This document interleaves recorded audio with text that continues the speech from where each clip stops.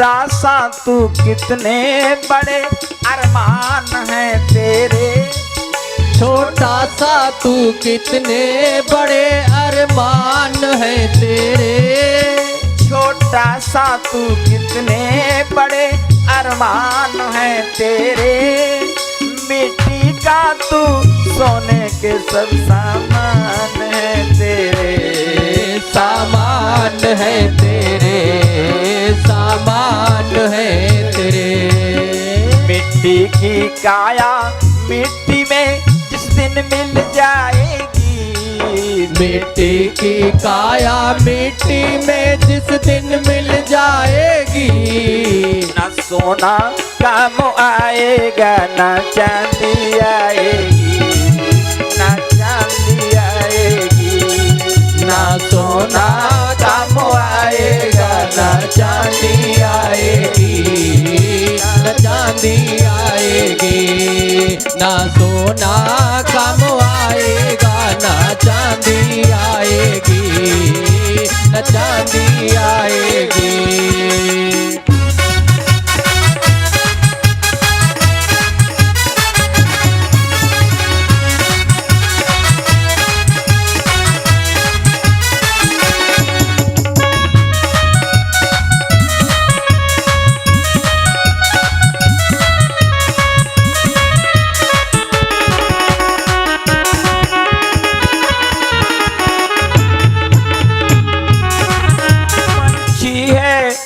तो तोड़ पिंजड़ा छोड़ के उड़ जा।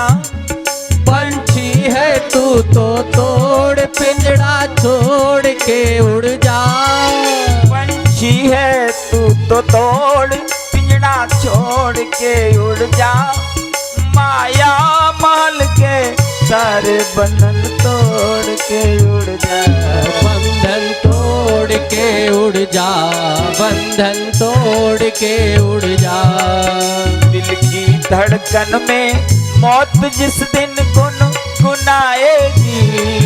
दिल की धड़कन में मौत जिस दिन गुनगुनाएगी। दिल की धड़कन में मौत जिस दिन गुनगुनाएगी। ना सोना काम आएगा ना चांदी आएगी। ना चांदी आएगी ना सोना काम आएगा ना चांदी आएगी। ना चांदी आएगी ना सोना काम आएगा ना चांदी आएगी। ना चांदी आएगी।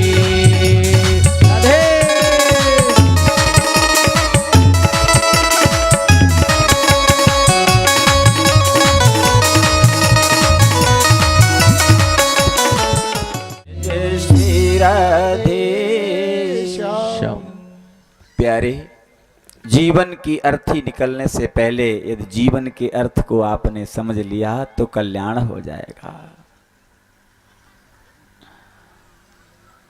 इस संसार में कोई आपका नहीं है, सब आपसे लेने के लिए जुड़े हैं। संसार में हर व्यक्ति लेने के लिए जुड़ा है आपसे, सीधी सी बात। इसलिए संसार में आपका कोई नहीं। अरे और तो छोड़ दो, जिस पुत्र को मां 9 महीने पेट में अपने खून से सिंचित करती है, रखती है, कष्ट भोगती है, दुख उठाती है, और जब वो शिशु रूप में होता है उसको सूखे में सुलाती है, स्वयं गीले में सोती है, क्या नहीं करती है उसके लिए? वो क्या नहीं करती? और जब वो बड़ा होता है, पढ़ लिख जाता है, विवाह हो जाता है,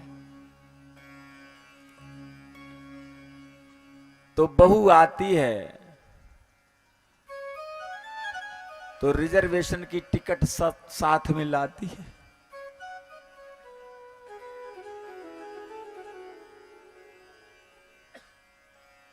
मां देखती रह जाती है, क्या कर सकती बोलो? कोई किसी का नहीं है, तू हमारा है, ये हमारा है। जब शिशु रूप में जन्म होता है ना, तो माँ कहती है ये हमारा है, ये कहती ना हमारा है, हमारा है। थोड़ा और बड़ा हुआ तो बहन कहने लगती है हमारा है, हमारा है। और बड़ा हुआ तो भाई कहने लगता है हमारा है। जब जवान हो गया है, जब जवान हो जाता है तो पत्नी कहती है किसी का नहीं है, ये हमने खरीदा है, हमने इसे लिया है मोल, किसी का नहीं है।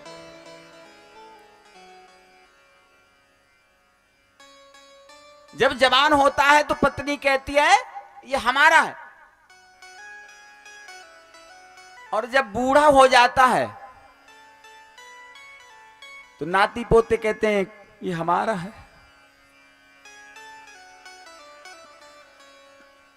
जब प्राण निकल जाते हैं तो अर्थी कहती है ये हमारा है, किसी का नहीं है। बोलो, अर्थी कहती है हमारा है, किसी का नहीं है। और जब शमशान पे पहुंचता है तो अर्थी को भी उलट दिया जाता है, तो शमशान कहता है तेरा भी नहीं है, ये मेरा है।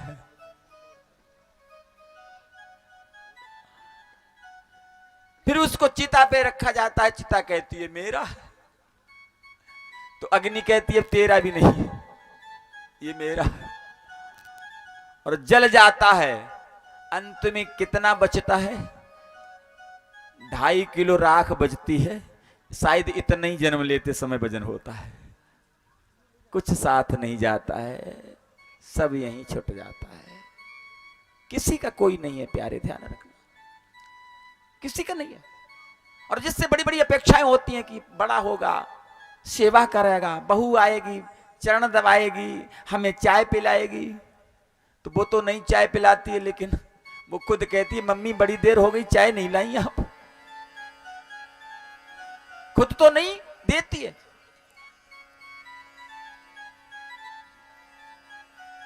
तो इसलिए कभी सुख की किसी से अपेक्षा मत करना।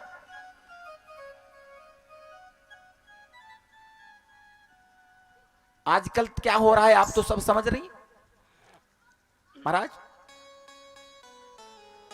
बड़े एक बच्चे को लाड़ पार से पाला पोसा, माँ ने जवान हुआ, बहू आई तो माँ ने सोचा कि अब तो बहू आ गई तो आनंद मिलेगा, कुछ सेवा होगी, अब तो सुख मिलेगा कम से कम। बहू आई तो पहले तो 4-6 दिन घर पे रही, कोई बात नहीं, काम नहीं किया, विदा हो गई।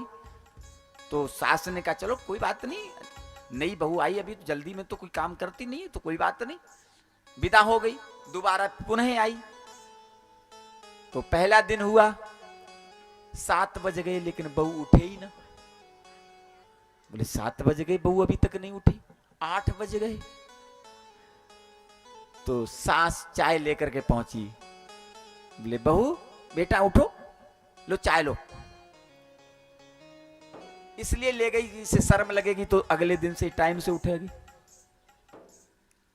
लो बेटा 8 बज गए, अरे उठो चाय लो। बहू ने चादरा हटाया, बोले मम्मी चाय अब ला पाई। मम्मी ने कहा कह क्या रही है, चाय अब ला पाई? कोई बात नहीं मम्मी, लाओ चाय पी ली। लेट गई, फिर अपने समय पर उठी, कुछ काम नहीं किया, बड़ा समस्या। दूसरे दिन फिर यही हाल। अरे और तो छोड़ो, जिस कमरे में लेटे उस कमरे में झाड़ू तक नहीं लगाए। अब तो मां बड़ी परेशान, तो बेटे से कहा बहू तो बेटा जिस कमरे में लेटती है उस कमरे में झाड़ू तक नहीं लगाती है, और तो काम करना दूर रहा। तो बेटे ने कहा क्या करें मां बताओ, हम क्या कर सकते हैं? बोले कुछ नहीं बेटा, एक उपाय ये है कि हम कल स्वयं झाड़ू लेके जाएंगे और बहू लेटी होगी तो हम झाड़ू लगाने लगेंगे, तो तुम हमारे हाथ से झाड़ू खींचना, छीनना हमसे कि नहीं मां हम लगाएंगे, तो तुम कहना कि हम लगाएंगे, हम कहेंगे हम लगाएंगे। तो बहू को शर्म आएगी, बहू समझदार है, पढ़ी लिखी है, तो समझ जाएगी, तो हमारे दोनों के हाथ से झाड़ू छीन लेगी, खुद लगाने लगेगी, काम हो जाएगा, सीख जाएगी धीरे धीरे।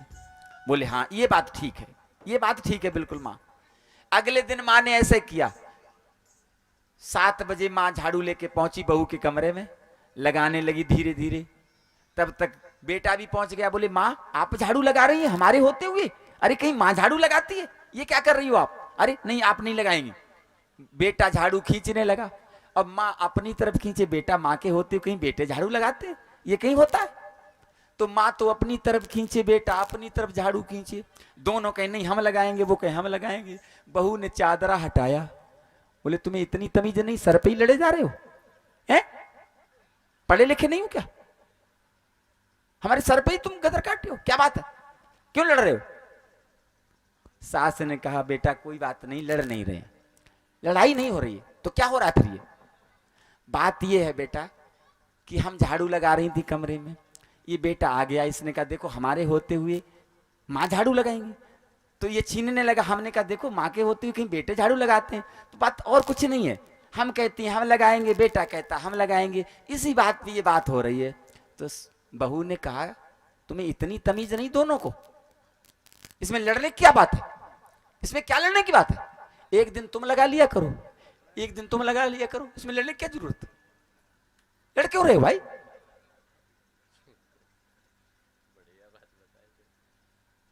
इस संसार से कभी सुख की अपेक्षा मत करना, भूल करके भी ध्यान रखना। न तो यहां सुख मिलेगा और ना यहां से कुछ ले जा पाओगे प्यारे, इसलिए गधे मत बनो। अरे हम क्या ले जा पाएंगे, आप क्या ले जा पाओगे? जब विश्व विजयी सिकंदर भी यहां से कुछ नहीं ले जा पाया, जब वो बीमार पड़ा तो उसने सारे अपने राज्य वैद्यों से कहा कि हमें कुछ समय मिल सकता है। सबने हाथ खड़े कर लिए, बोले नहीं अब बिल्कुल समय नहीं मिल सकता। बोले दुनिया में कोई ऐसी औषधि नहीं जो हमें थोड़ा समय दे दे? बोले नहीं महाराज अब समय नहीं मिल सकता, अब आपका अंतिम समय है। बोले हमारा ये पूरा राज्य, इतना वैभव, यश, इतना धन, ये कुछ काम नहीं आ सकता? बोले कोई काम नहीं आ सकता। तो सिकंदर ने पूरे विश्व के सर्वश्रेष्ठ वैद्यों को बुलाया और उनसे कहा कि इनमें से कोई भी यदि मुझे थोड़ा समय भी दे दे, दिला सके, तो हम उसे अपना आधा राज्य दे देंगे। सबने हाथ खड़े कर दिए, नहीं महाराज अब कोई समय नहीं आपके पास, अब तो चंद घंटों के मेहमान हैं आप। सिकंदर ने सोचा हमने पूरे विश्व पर विजय प्राप्त की, ये सारी पूरे विश्व की संपदा हमारे चरणों में है, दास दासियां हमारे लिए खड़ी हैं, लेकिन कोई धन संपदा कोई भी आज काम नहीं आ रही है, आज कुछ भी काम नहीं आ रहा। ये किस, इसका मतलब ये क्या मतलब का? तो मंत्रियों को बुलाया और कहा देखो अब जब कुछ काम नहीं हमारे आया तो एक काम तो जरूर आएगा। तुम ऐसा करना कि जब हमारे प्राण निकल जाएं तो हमारी अर्थी जब बनाओ तो हमारे दोनों हाथ अर्थी के बाहर निकाल देना। तो उन्होंने कहा महाराज ऐसा तो कोई नियम है नहीं हमारे कुल में, अर्थी से बाहर हाथ तो निकाले नहीं जाते। तो सिकंदर ने कहा नहीं ये हमारी अंतिम इच्छा है और अंतिम इच्छा हर मनुष्य की पूरी की जाती है, इसलिए आप हमारे दोनों हाथ अवश्य बाहर निकाल दें। तो सबने कहा महाराज हाथ तो बाहर निकाल देंगे, लेकिन कारण भी आप बता दें कि आप ऐसा क्यों करना चाहते हैं।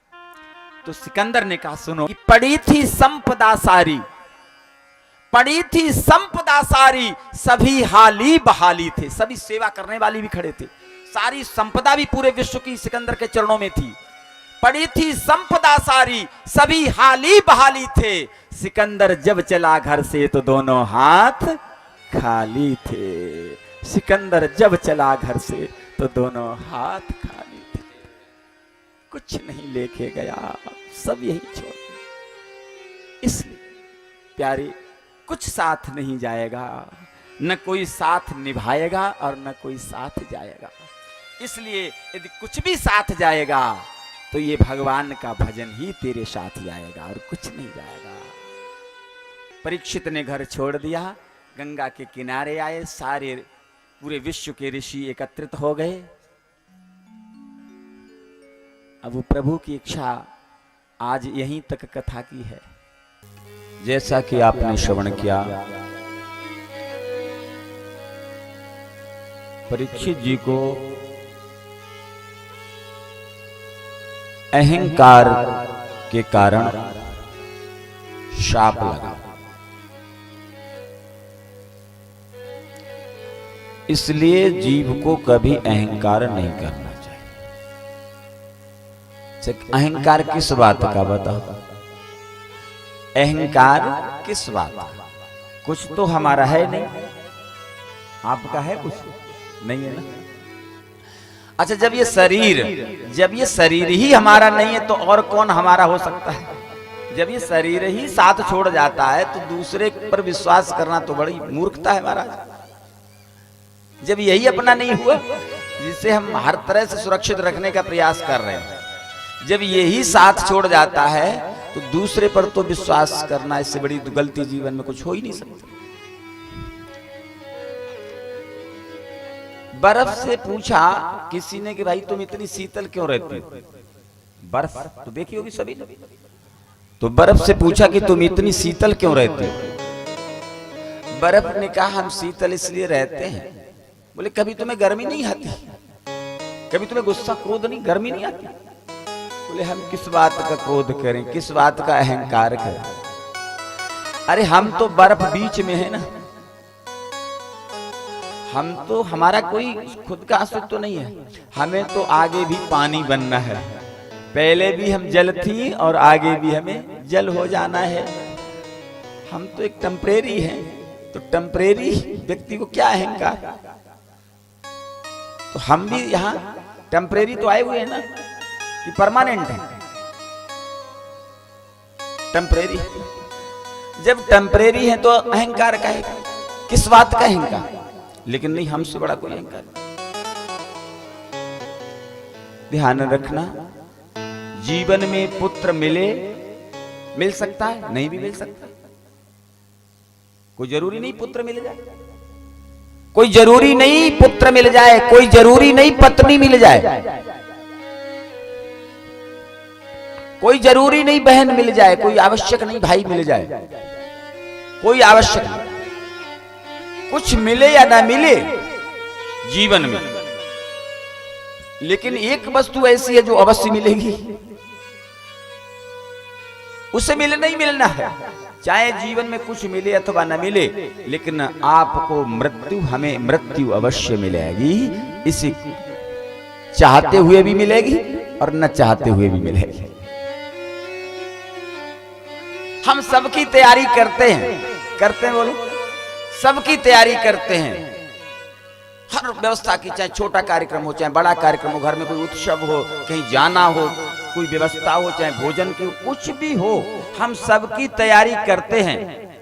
लेकिन कभी हमने मृत्यु की तैयारी की है? बोलो, कभी की हो कि नहीं साहब अब मृत्यु होने वाली, अब आगे वृद्धावस्था, अब मृत्यु होगी, अब हम इसकी तैयारी करें। ये बहुत बड़ी विडंबना है महाराज। मृत्यु को टारा नहीं जा सकता, लेकिन सुधारा तो जा सकता है कि नहीं जा सकता? सुधारा जा सकता है। परीक्षित जी ने अपनी सारी सत्ता को छोड़ दिया, सारी संपत्ति और सत्ता को परीक्षित जी ने त्याग दिया। सब कुछ त्यागना सरल है महाराज, लेकिन संपत्ति और सत्ता को त्यागना बहुत कठिन है। सत्ता मीन्स कुर्सी, जिसे एक बार मिल जाती है ना, फिर वो छोड़ने का मन नहीं करता, चिपक जाता उससे। हमारे संत कहते हैं कि सत्ता क्या है? जो सता कर मिले वो सत्ता, सता कर मिले वो सत्ता, और तपा कर मिले वो सत्य, वो ईश्वर, वो परमात्मा। तो सत्ता किसकी तरह है? सत्ता बोले सीढ़ी की तरह है। और किस सीढ़ी की तरह है? जिस पर चढ़ने वाला नीचे वाला डंडा तोड़ देता है कि दूसरा न उस पर चढ़ाए, स्वयं चढ़ता जाता है, नीचे का डंडा हटाता जाता है, कहीं दूसरा न उस पर चढ़ाए। ये सत्य। और धर्म है तखत की तरह, सर्वोदय का प्रतीक है धर्म। जैसे तखत पर एक आया बैठ गया, दूसरा भी आया, आओ बैठो। और कुर्सी अकेला चलो के सिद्धांत पर, बस अकेले ही बैठ सकते हो उस पर, दूसरा उस पर नहीं बैठ सकता।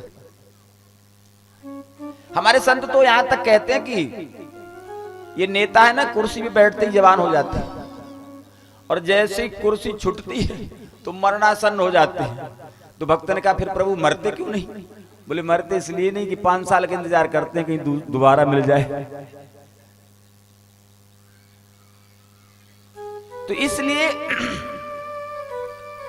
परीक्षित जी ने एक क्षण का भी विलंब नहीं किया, सारी सत्ता को छोड़ दिया, संपत्ति को त्याग दिया और गंगा के किनारे आ गए। सारे ऋषि, पूरे विश्व के ऋषि गंगा के किनारे आके परीक्षित जी के समीप बैठ जाते हैं, विचार करते हैं। परीक्षित जी को 7 दिन का शाप लगा है, तो 7 दिन में इन्हें मुक्त करना है। तो कोई कहता है 6 महीने होते तो हम मुक्त कर देते, कोई कहता 2 महीने होते तो हम मुक्त कर देते, कोई कहता 1 वर्ष होती तो मुक्त कर देते, लेकिन 7 दिन में किसी ने परीक्षित को मुक्त करने का साहस नहीं दिखाया। तो फिर परीक्षित ने कन्हैया का ध्यान किया। मैं कहता हूं ना कि जब कोई समस्या आए और वो समस्या आपके द्वारा हल न हो पाए तो तुरंत आंख बंद कर लेना और अपने ठाकुर से अपनी अर्जी लगा देना, प्यारे तुम्हारा काम हो जाएगा। सच्चे मन एक आवाज लगा देना।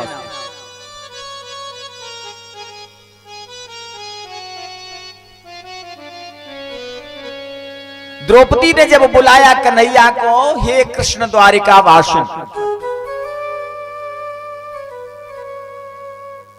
द्रौपदी सोची अब आ रही हैं, अब आ रहे हैं, अब आ रहे हैं। देर हो गई। द्रौपदी ने बाद में पूछा, प्रभु आपने आने में बड़ी देर कर दी, आप तो तुरंत आते हो, देर नहीं करते हो, लेकिन इतनी देर फिर कैसे हुई? तो कन्हैया ने कहा, बहन गलती मेरी नहीं है, गलती तो तेरी है।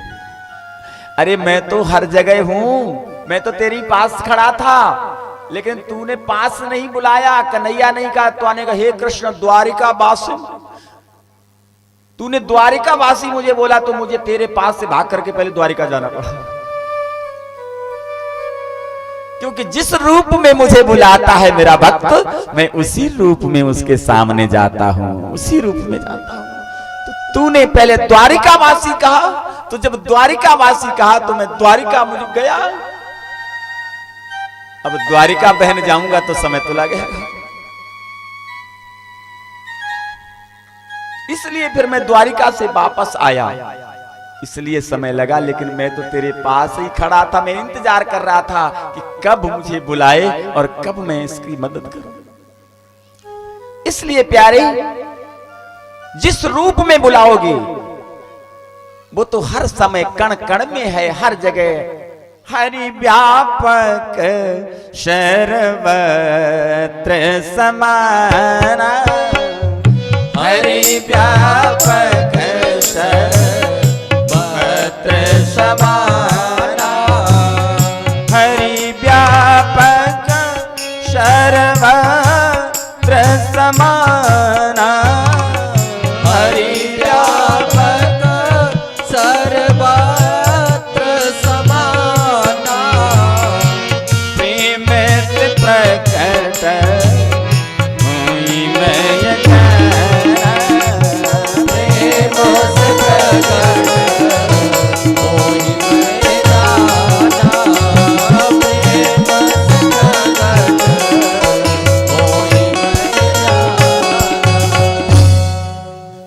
परमात्मा हर जगह, हर जगह, हर परिस्थिति में, हर स्थिति में, हर जगह, सर्वत्र और समान रूप से। ऐसा नहीं यहाँ छोटा है कहीं दूसरी जगह बड़ा हो, हर जगह समान रूप से विद्यमान है।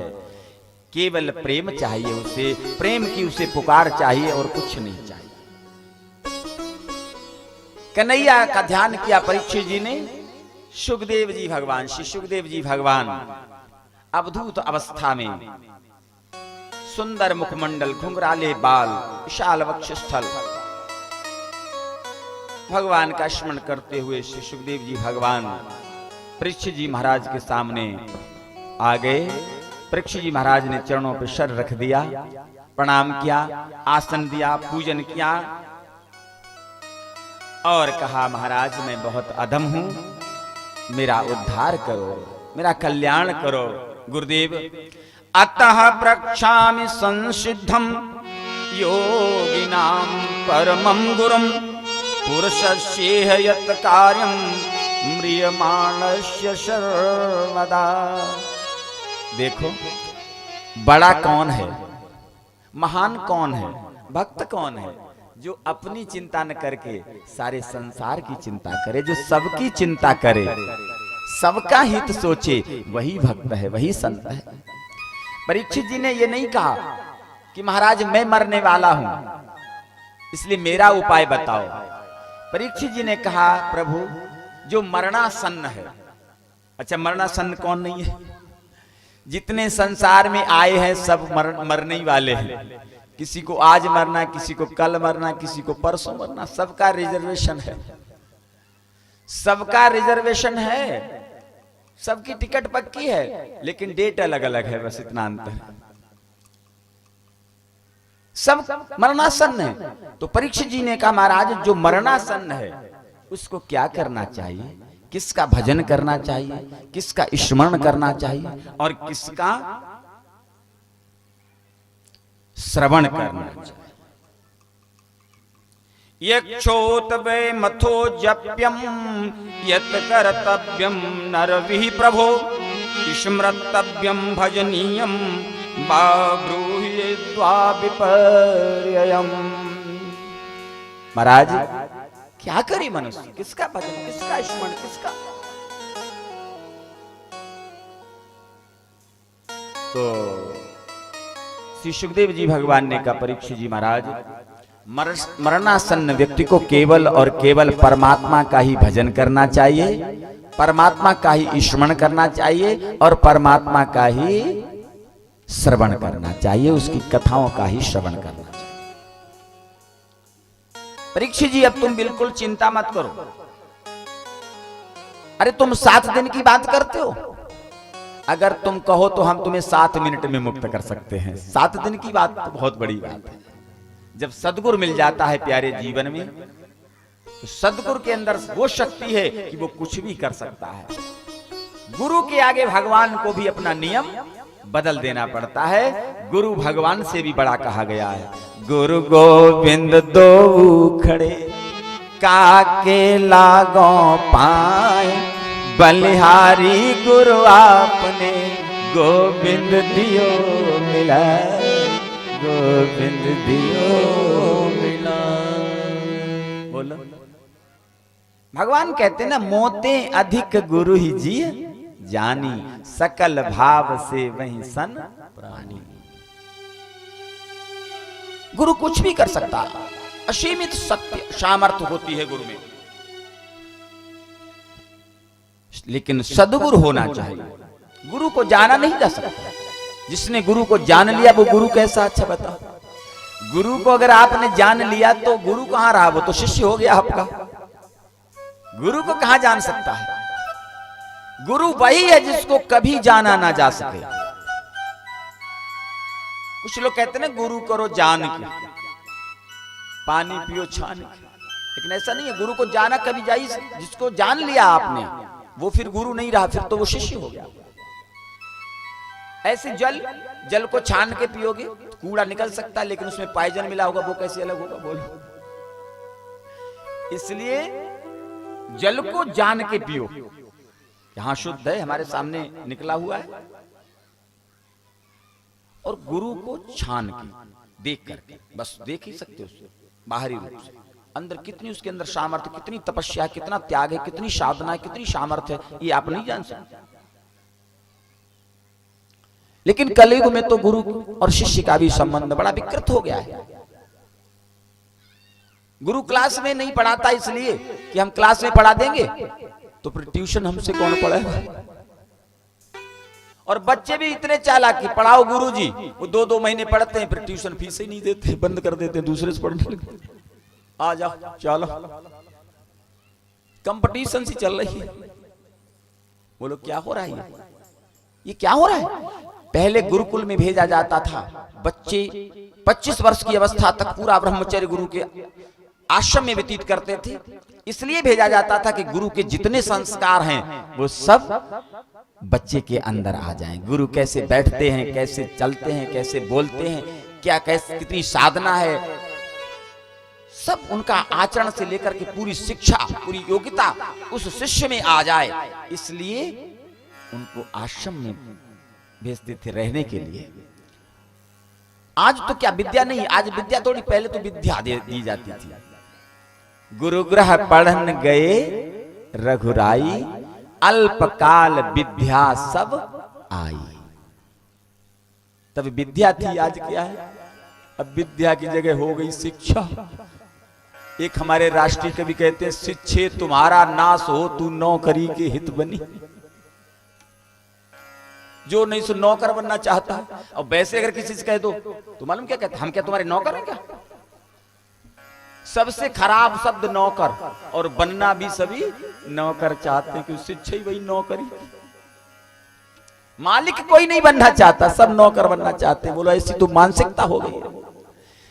विद्या मालिक बनाती है और शिक्षा नौकर बनाती है। ये अंतर है विद्या और शिक्षा में। शा विद्या या विमुक्तये, विद्या वो है जो समस्त क्लेशों से सर्वदा सर्वदा के लिए मुक्त कर दे, वो विद्या है।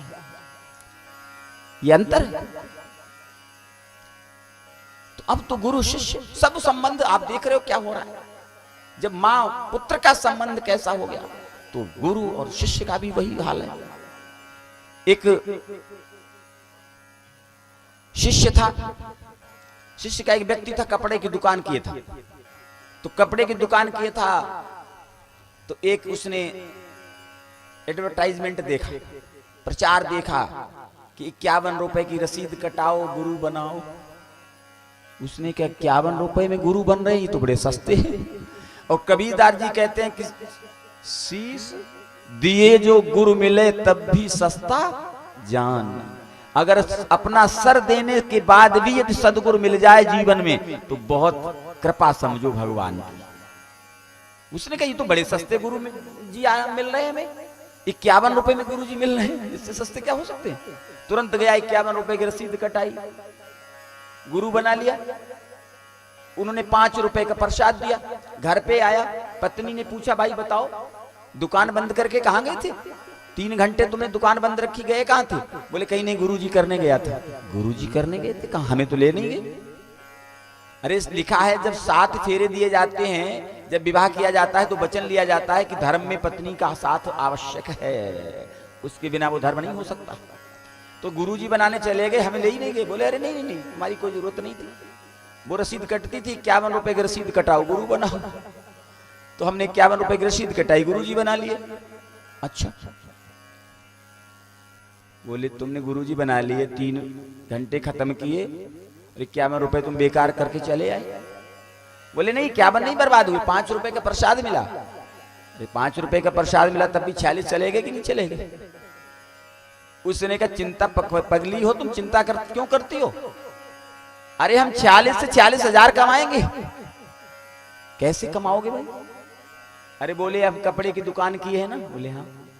तो कपड़े की दुकान में जो ग्राहक आता है उससे हमें तुम्हारी कसम कहीं खानी पड़ती थी, कहीं बच्चों की कसम खानी पड़ती थी कि नहीं इतने का ही है, नहीं इतने का ही है। अब न तो तुम्हारी कसम खानी पड़ेगी न बच्चों की खानी पड़ेगी। अब गुरुजी की कसम खा लिया करेंगे, खूब कमाएंगे। देख लो कैसे कल्याण हो प्यारे, कैसे कल्याण हो। कभी नहीं हो सकता, कभी नहीं हो सकता। आज जब सदगुरु मिला परीक्षित जी को, तो गुरु जी ने कहा परीक्षित तुम 7 दिन की बात करते हो, हम तुम्हें 7 मिनट में मुक्त कर सकते हैं। देखो ये सामर्थ्य गुरु, बिल्कुल चिंता मत करो। परीक्षित ने कहा महाराज एक बात बताओ, ये आसक्ति क्या है? ये संसार में बंधन क्यों है? ये व्यक्ति संसार को छोड़ क्यों नहीं पाता है? तो श्री सुखदेव जी भगवान ने कहा परीक्षित जी महाराज, ये आसक्ति के कारण ही जीव संसार में बंध जाता है, छूट नहीं सकता। क्यों? आसक्ति किसे कहते हैं? बोले जो आसक्ति है लेकिन जा नहीं सकती, जो आ गई फिर जा नहीं सकती। ये ऐसी चिपकन है जो कभी फिर छूटती नहीं है, छूटती नहीं है। तो बोले ये आसक्ति ही समस्त दुखों का कारण है और संसार में बंधन का कारण भी आसक्ति है।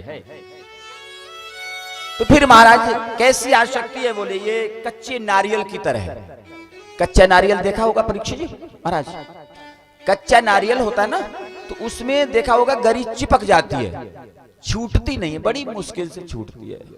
उसे जब फोड़ा जाता है, जब तक फोड़ोगे नहीं गरी उससे हटेगी नहीं, अलग नहीं होगी। तो जब तक ये आसक्ति ज्ञान रूपी तलवार से, ज्ञान रूपी उससे चोट से फोड़ोगे नहीं, भगवान की भक्ति रूपी चोट से फोड़ोगे नहीं, तब तक ये आसक्ति छूटने वाली नहीं है। और जब तक आसक्ति नहीं छूटेगी तब तक ये मन परमात्मा में नहीं लगेगा। ये आसक्ति तो दुख का कारण है, न तो पत्नी दुख का कारण है, न पुत्र दुख का कारण है, न पुत्री दुख का कारण है, न माँ दुख का कारण, न पिता दुख का कारण, न संबंधी दुख का कारण, न मित्र दुख का कारण है। ये आसक्ति ही दुख का कारण है। क्योंकि अगर व्यक्ति दुख का कारण होता प्यारे, तो जाने कितने एक्सीडेंट होते हैं रोज। कहीं होते हैं ट्रेन में, कहीं बस में हो जाते हैं, कहीं मोटरसाइकिल से हो जाते हैं। और रोज आप न्यूज़पेपर में पढ़ते हो, कभी आप रोए कि अरे इतने लोग मर गए, इतने बेचारे अपने माँ बाप की संतान थे, वो भी बच्चे थे अपने माँ बाप के, कभी नहीं रोए। क्यों? क्योंकि आपकी आसक्ति उनसे नहीं जुड़ी थी, आपकी आसक्ति उनमें नहीं थी, इसलिए आपको दुख नहीं हुआ। इसका मतलब व्यक्ति दुख नहीं देता है, व्यक्ति में जो आपकी आसक्ति है वही दुख देती है, और कोई दुख नहीं देता है। और इसमें कोई आपको बांधे नहीं है, आप स्वयं बंधे हो इस आसक्ति से। जैसे आपने देखा होगा कि बंदर को जब पकड़ा जाता है ना, बंदर को जब पकड़ा जाता है तो एक मटकी में चने डाल दिए जाते हैं, मटकी में चने डाल दिए जाते हैं, उस मटकी का मुंह छोटा कर दिया जाता है। तो बंदर आता है, उसमें हाथ डालता है और चने को लेकर के मुट्ठी बांध लेता है, चनों को निकालने के लिए। जैसे खींचता है तो मुंह होता है छोटा, तो उसमें मुट्ठी फंस जाती है। बंदर सोचता है अंदर किसी ने हमें पकड़ लिया है, वो चने नहीं छोड़ता। अगर वो चने छोड़ दे तो हाथ निकल आए, स्वतंत्र हो जाए, लेकिन चने नहीं छोड़ता है और मदारी पकड़ लेता है, उसे पूरे जीवन नचाता है। ऐसे ही हमने ये चने, ये आसक्ति रूपी चने पकड़ लिए हैं, हम इन्हें नहीं छोड़ते और कहते हैं संसार ने हमें पकड़ लिया है। संसार नहीं पकड़ा है, आपने संसार को पकड़ रखा है, संसार ने आपको नहीं पकड़ा है। परीक्षित जी, बस यही बात है, और कोई बंधा नहीं है। जो आसक्त है वही बंधा है। बद्धो ही कोबा विषयानुरागी, वही बंधा है जो विषयों में अनुरक्त है। कोबा विमुक्तर विषय विरक्ति, जो विषयों से विरक्त है, जो संसार के विषयों से अलग अपने को कर लिया है, वही मुक्त है। कोवास्ति घोरो नरका स्वदेहा तृष्णा क्षय स्वर्ग पदम किमस्ति।